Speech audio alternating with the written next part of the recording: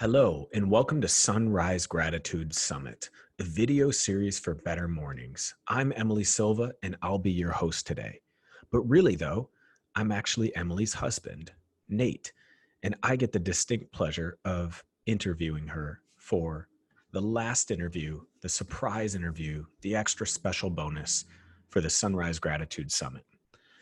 Emily Silva quit her corporate job in 2014 to pursue her dreams of becoming an author and starting her own business. She launched a coaching company that specializes in helping women harness their bravery to bring their gifts into the world. She helps her clients with career changes, starting their own businesses, and cultivating their spiritual lives. She lives with her husband in San Diego, that's me, when they aren't traveling to create their next soul adventure. And I just want to say that as her husband, I don't think that I've ever witnessed a human being with more love and emotion. And I mean that in the best way possible, with the full spectrum of emotions, but truly someone who embodies more love on a regular basis than my wife. And I have the great pleasure of being able to spend the rest of my life with her. But it's just one thing that I wake up every single day completely and totally grateful that God has blessed me with a woman like Emily. She is intelligent. She's incredibly hardworking. She is so kind and empathetic. It's one of her strengths. And she just has so much love. It's really hard to describe. And she means the world to me. So I'm really, really honored to be able to do this interview with her and share a little bit more about her instead of her being the person that interviews someone else. So without further ado, I hope you enjoy this interview with my wife and published author of her third book, Sunrise Gratitude, Mrs. Emily Silva Hoekstra. Hi, honey. Hi. How are you? I'm good. Good. Took us a minute to get set up. It's okay. Took us a minute to get the book. It did. It did. Let's dive into that. Your book. It's here. Sunrise Gratitude. Check it out. What do you think? I love it. You love it? Mm-hmm. Yeah, I love it too. It's really beautiful. It's really beautiful. And what's more beautiful are the words inside. So I want to talk about this. And I want to dive right into a subject or something that I think is really, really cool. And you dedicate all of your books. Yes? I do dedicate every single book. Yes. And you dedicated this book to someone in particular and special. Tell us who that is and why you chose them. Well, I dedicated the book to my dad because growing up, my dad woke up very, very early. I think it was 3 a.m. every single day. He'd get up so he could do his daily devotions before he left for work. And my dad was a route driver, so he had to be in the stores before they opened for shoppers. So he was driving super early. He owned his own bread company. When I was really little, he used to take us on his routes. And I just remember my dad being an early riser, but never complained. Like, the man to this day is probably the jolliest person I know. I don't know about you, but he's Up there for sure. He's a pretty jolly person and just has so much joy in his heart. So I thought Sunrise Gratitude was the perfect dedication for him because I can't think of a happier morning person. Yeah, absolutely. I think when I met him, he was getting up at like just the craziest hours, like 3:30 in the morning or something like that. He'd go to bed at like 8 p.m., but just but happy. He's happy as a clam, but definitely a morning person, early riser. Mm-hmm. So what did it mean to you to dedicate it to your dad? It meant a lot because my dad, he's a special person in my heart. And I mean, all my family is, but I just knew that dedicating this to him was going to be a shock. I don't think he was expecting it. To say the least. Yeah. And I feel like my dad sacrificed a lot for us growing up, just working. There's 5 kids in my family. He he retired last year, I believe. So the man worked for 50 something years, and maybe not 50 something. He's only 66, but about 50 years. And I just Math. feel like he needed to be honored in some way. And I wanted to give my dad something that wasn't material. Mm-hmm. And I wanted to do something special like that. So, Yeah. And you're tearing up. So that's tier number 1 for the interview. Thank you. Yeah, I can't think of a better person, more worthy, but also someone who's more receiving than your father to receive a gift like that. And you had a chance to present the book to him in person for the first time. What was that like? Well, I had to coordinate that with my mom because I didn't know when I was going to get my copies. And originally, authors get copies of their books a lot sooner than the public, but because of shipping and all the things that are happening, I didn't get my book before some people. And so I had to call my mom and tell her, hey, I dedicated the book to Dad. Don't let him see it. I want to present it to him. And so yeah, we finally got 2 copies in the house from Amazon, and I drove up there. He was at the grocery store dilly-dallying, and she's like, you need to get home. So he gets to his house, and I have him sit down, and he was totally not expecting it. He just thought I was bringing my book over, and he was just really excited. There's a video on my Instagram if you really want to see it. A really moving video. But he broke down crying. Yeah, that was so cool. So cool. Could it have gone any better in your mind? No. Yeah, I think it went as good as it could. And it was just, he was so receiving and so moved. And if you haven't seen it, go to the Instagram. It's become like a mini viral video. It's I don't know about viral. Yeah, but everybody watches it and it's hard not to tear up. I mean, it's really I did get a lot of see. messages about how people were tearing up or how touching it was. It meant so much to him. Yeah. Yeah. So very cool. Well, let's talk about the launch of the book. So you mentioned it didn't come on time. Mm-mm. How'd that feel? I was pretty upset. Yeah. My expectations were pretty high. Yeah. And lots of good vibes flowing in the house like the week before the launch, and then finding out that it wasn't going to be here on time. This is what happens when you choose the word surrender and flow as your words for the year. Then the universe says, oh, do you really want to learn that? Okay, here you go. I'm going to take the thing that you have the biggest expectation on and make you learn flow and surrender. Mm-hmm. So it was pretty painful. Yeah. I tried my best to be positive. I think I had my peaks and valleys that week. Yeah. There was a couple moments where you were happy through that time. That was good.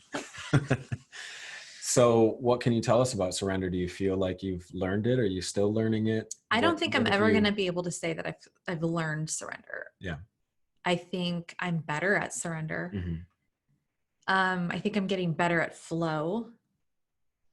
Yeah, I just feel like tier number 2. I just feel like this year has been tough. Yeah. Yeah. What are your ways that you practice surrender? Meditation. Mm-hmm. Allowing myself to feel. Writing. Walking. I think being in nature is really important, because when you are in front of the ocean, on a mountain, underneath a tree, your problems are so small. And I feel like it's easy to dwell, especially during COVID, when you're in your house, to think about your problems, to dwell on them, to let the 4 walls close in on you. But when you leave your 4 walls, and everyone can do this during COVID, you're allowed to go outside. So whether you live in the city and you have one tree to look at in the city, or even the sky, just looking up and seeing something that is bigger than you really puts things into perspective. So I think being in nature and getting out of the house has really helped me just release. Mm-hmm. And the ocean, the flow, and and we don't live near a river or a stream, but that is an image that comes to mind. I grew up in Northern California, as you know, and there are a lot of rivers up there. And the Eel River, which is in Humboldt County, I used to drive by it, and I remember there's this one part of the river that's very, very rushing, and it's turquoise. It's like, I think it's called Benbow, California, but it's just gorgeous. And that when I feel very tense inside and I can't get out of the house because I'm working or whatever, I think about that bend in the river and how I'm just coming around the bend. It might be rapids right now. It might be really hard. I might be in this house like right next to you working for 6 months, but the river turns. Yeah. And you got to go with the flow or else you're going to be stuck. Yeah. So you can even think about nature and surrender. I mean, there's a lot of that in this book. Yeah, for sure. For sure. And it's definitely inspiring.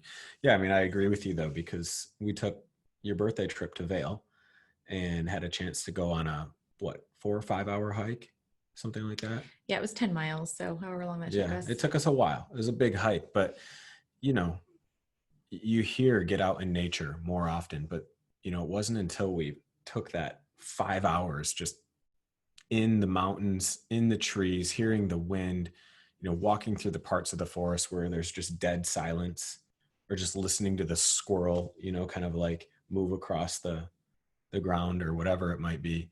Yeah, it's just, there's something that demands presence and calls presence forth, for sure. I think one of the most memorable parts of that hike was we were walking down and the thunder broke, and it was loud, and we were pretty high up in the mountains, and then this really, really strong wind came through, and we just kept walking, and that was so powerful to hear the thunder, to hear the clouds clapping, and then the wind forcing your body to walk faster than it wants to. And then I had to like hold on to my hat and just be very aware of my steps. And it was so powerful to feel that force of nature, because we just don't feel that in San Diego, which is fine. Yeah. But I think it was like a birthday gift from nature. Yeah, for sure. And the perfect gift for you. Yes. Because you love nature and you love the mountains. And also it was like, I had to completely surrender to the elements. Like we were up there. There's no way we were going to get to the car. I prayed that the rain would hold off, so we weren't walking downhill in the rain, and it did. But like, if it didn't, we still had to walk out. Mm-hmm. So it was another, constantly surrender experiments throughout this year. Yeah, for sure. So let's talk about the conception of this book. It's your third book. So this might be like a 3 or 4 prong question. I'm just going to preface and warn you here, but tell us about like where it came from, or maybe the story of the conception of the book, how the idea was formed, what the writing process was like in terms of maybe your other first books, or the differences, the similarities, and just what this means to you in regards to your first and second book. That was probably like a 8-prong question. So I think Sunrise Gratitude was in the works since Moonlight Gratitude. I remember talking to my publisher. So Moonlight Gratitude's almost 4 years old. So probably 3 years ago, somebody asked me when the morning edition was going to come out. And so I asked my publisher if I could write Sunrise Gratitude. Mm-hmm. And of course, the book had just come out, and she said, "Great, good idea." So I always knew in my heart that Sunrise Gratitude was going to be born. I knew it was going to be called Sunrise Gratitude when they asked me about titles. So when Moonlight Gratitude was presented to me as an idea, and somebody asked me for the morning edition, I knew that this book was going to be born. I just didn't know when. In fact, when the proposal came in for my second book, I thought it was going to be Sunrise Gratitude, and it wasn't. So I wrote Find Your Glow, Feed Your Soul, which is a great book. It helps people make their lives more vibrant and joyful. But I still didn't know when Sunrise Gratitude was going to come. And then I got an email from my publisher probably 2 months after Find Your Glow, Feed Your Soul was published saying, think about Moonlight Gratitude's sister book. And I knew it was going to happen.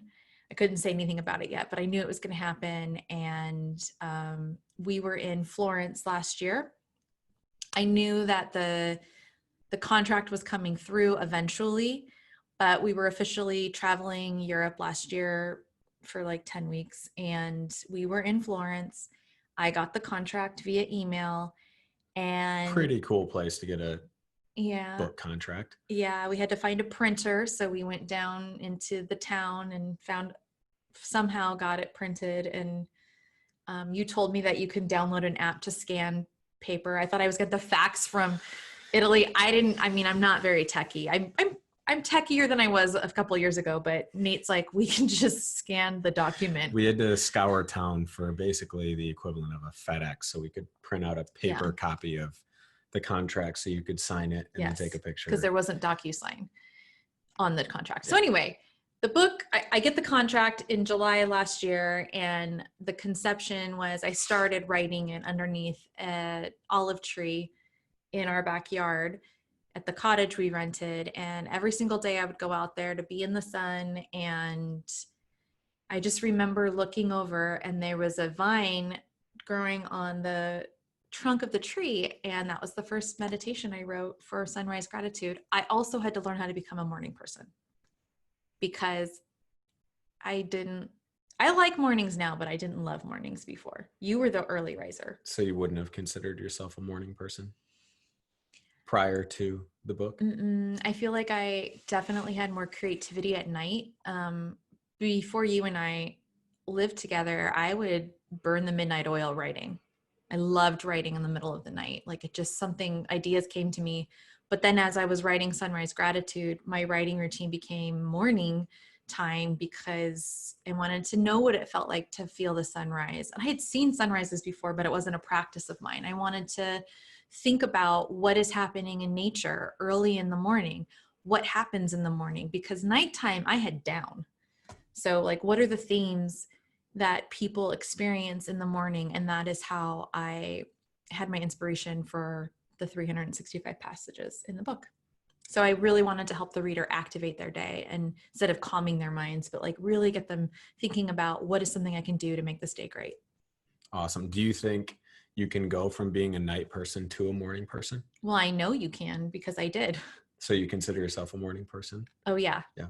In fact, I just told you this week, it's like sacred for me to have my mornings. And if I don't have my mornings now, and I have a very specific routine that I like to do, I feel off, and I have to like make it happen throughout the day. Yeah. What's your writing process like? Well, I know that there are people that say you're supposed to write every single day, and there's a secret formula to be a great writer. I do not believe that. I believe that writers have to find their process, and whatever your process is yours, because if it's going to get you to write, then it's your process. So for me, my process is I write really well underneath pressure. So having a contract has helped me. So with Sunrise Gratitude and Moonlight Gratitude, I had 365 passages that I had to write. I had a date that I had to have it turned in by. So basically, I just broke that up into how many did I have to write each week. And so for this book, I wrote out a list of themes that I wanted to write on. And of course, themes came to me as inspiration came to me, but I needed just kind of an outline of where I was going to go with it. I'm currently writing something else right now, and I have the bones are starting to form. And so I really just want to ask myself, what is the theme? What is the lesson I'm trying to either I have learned or I want to convey? And so for Sunrise Gratitude, it was like joy, activation, motivation, peace, and how do we do that in the morning? Awesome. Do you find that your process changes depending on the type of book that you're writing? Well, yes, because with Sunrise Gratitude and Moonlight Gratitude, I had word limits. So it was 85 words or less. With Find Your Glow, Feed Your Soul, it was chapters. Mm-hmm. So I could write more. I could I could expand on an idea, but with Sunrise Gratitude, I had to give you an idea in 85 words or less. And so there was more playing with word combinations, sentence combinations, how does it flow? It took me a little bit, it probably took me longer to write Sunrise Gratitude and Moonlight Gratitude as opposed to Find Your Glow, Feed Your Soul, because I could just write sentences and Find Your Glow, Feed Your Soul. This, I had to like be very specific about the way the paragraph was formed. Yeah. Yeah, for sure. So tell us, who's your favorite person? You. Okay, cool. Are there any writing tips that you could give to an aspiring writer or someone who Why did wants you to? just ask me that? Because I wanted to throw that in there. Thought it'd be A fun. pattern interrupt? Sure. Yeah. So writing tips. Anyone who wants to publish their first book or get their, their baby, so to speak, out of them, this idea that they have in their head, what would you offer them? You have to start writing. You can't say you want to write a book and not write. So your first draft is not going to be good, and be okay with that. So I would say if you want to write a book someday and you're not writing anything, not even a journal entry, then you need to start there. I think if you're doing that already, then start maybe sharing your work with friends and family.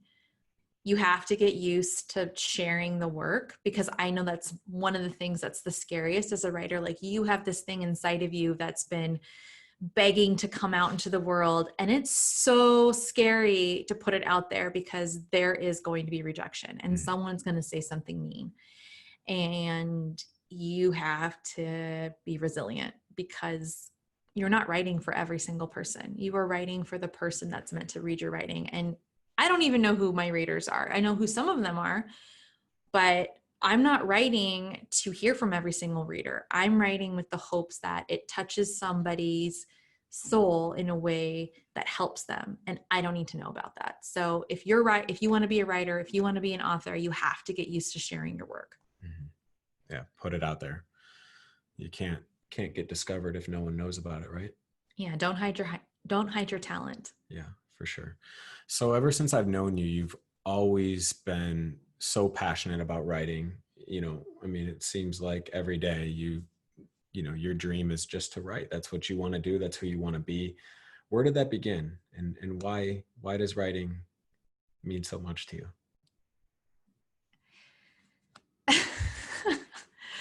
That's number 3. Although I don't know if number 2 those might have been tears of sadness, but these are happy tears. Well, I think about the 9-year-old girl.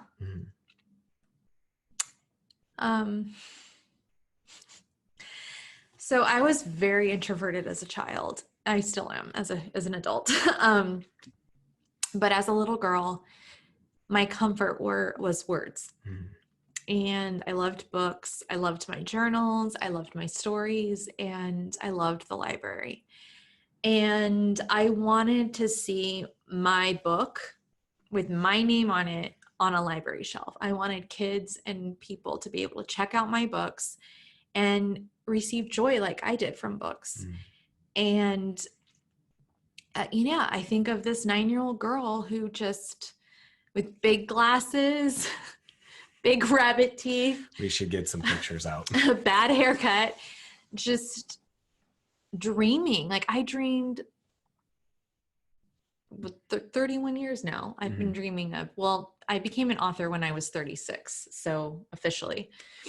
So yeah, I dreamt from 9 years old that I was going to be an author, and I never gave up on that dream. Like, even in college, I tried to get things published in the history journals. And I remember when I had a professor tell me I was a good writer, like, it was the best day of my life. And I was always entering story contests as a child. Like, I never stopped trying to get my work noticed. And so that's another piece of advice, is like, just put yourself out there. You're gonna get, everyone's gonna say no, but you don't need all the yeses. Yeah. And two, with your story about how you became officially a published author, it was completely different than where you thought it was going to come from. Yeah. Right? I wrote a memoir, a travel memoir. after I quit my job, and I tried to get it published for a year. Like I sent it out, tried to find an agent.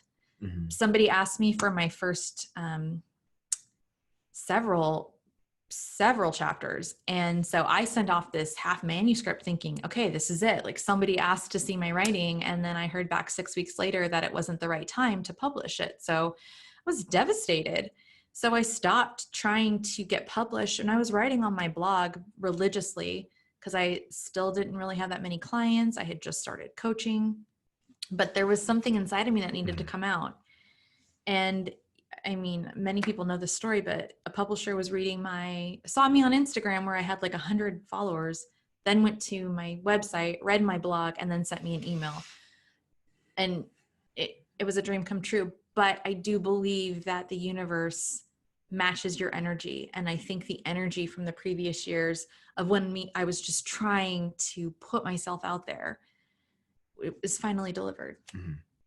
Yeah, and you kept that vision alive, right? I mean, Mm-hmm. the whole time, like even though your memoir wasn't getting published and it was disappointing, the vision stayed alive and it manifested in a completely different way. But what a beautiful way it did.